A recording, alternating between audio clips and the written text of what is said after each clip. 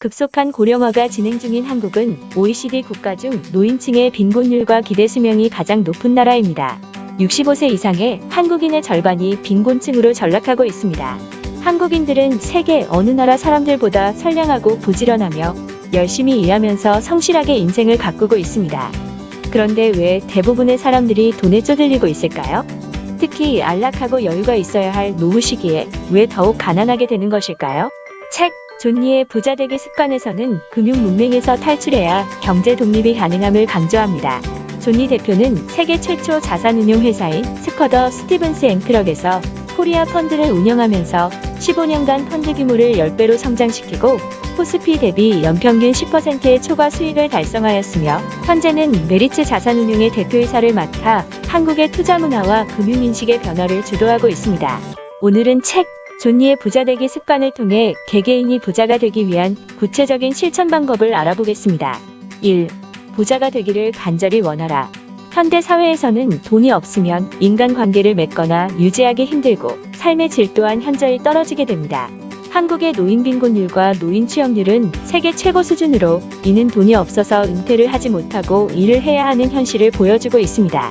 규정된 정년은 60세지만 실질적인 은퇴 나이는 70세로 세계에서 가장 높은 수준입니다. 또한 한국의 노인 자살률은 세계 최고 수준이며 이것의 주요 원인으로는 생활비 문제가 꼽히고 있습니다.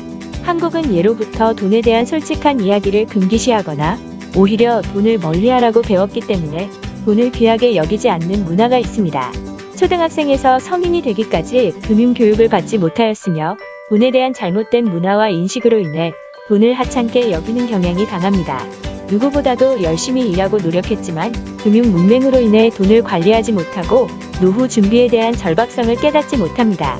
과도한 소비 지출로 미래를 위한 투자를 하지 못하며 결국 노후에는 돈 때문에 원하지 않는 일을 하면서 어려운 노년을 보내게 됩니다.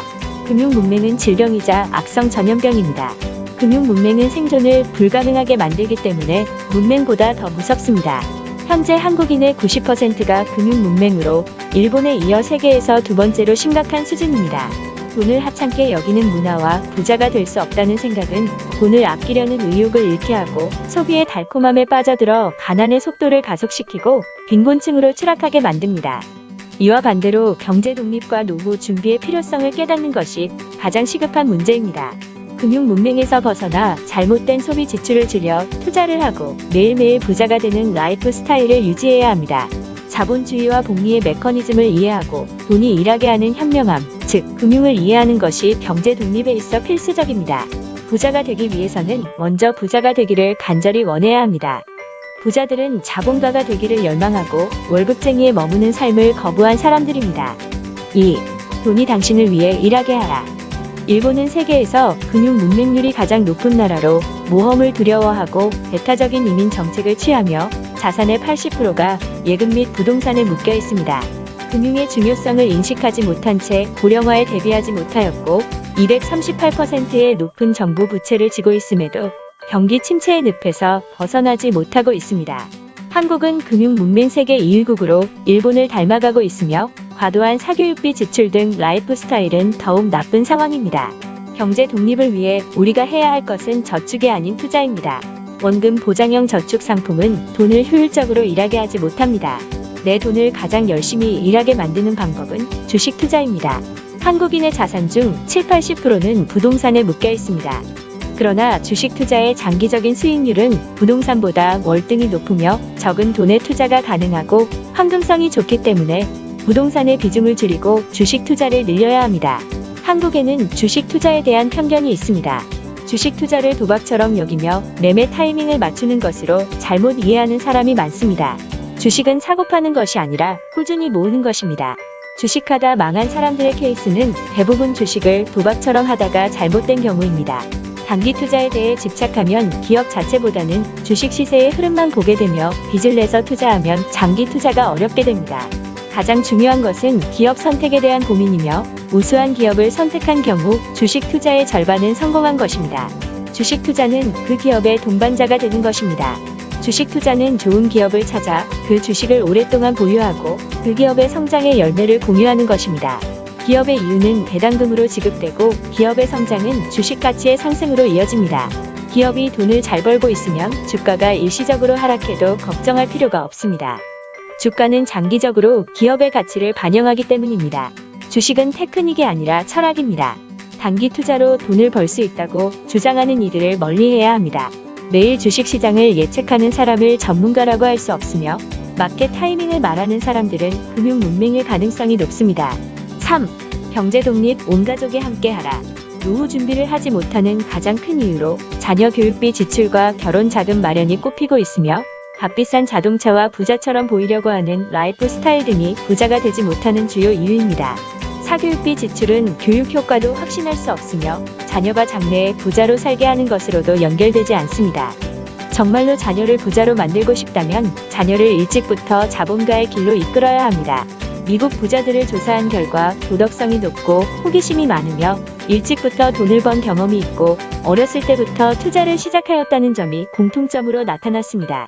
공부를 잘하는 것은 부자의 속성이 아니며 공부를 못해도 부자가 되는데 전혀 지장이 없습니다. 사교육비를 자녀의 투자로 전환하면 일찍부터 투자에 대한 경험을 쌓을 수 있고 자녀가 성장할 경우 창업 자금으로 이용할 수 있어 오히려 부자로 연결될 확률이 높습니다. 주식 투자는 세상을 보는 안목을 생기게 하고 경제와 사회 및 삶에 대해 깊이 이해하게 하며 부자가 되는 습관을 길러줄 것입니다. 한국인은 대부분 노동만 중시하는 삶을 살고 있습니다. 투자의 중요성을 인식하지 못한 채 자본가는 자본가로만, 노동자는 평생 노동자로만 머물러야 한다고 생각하며 빈곤한 노후를 맞게 됩니다. 그러나 경제 독립은 자본가가 되지 않고서는 불가능합니다.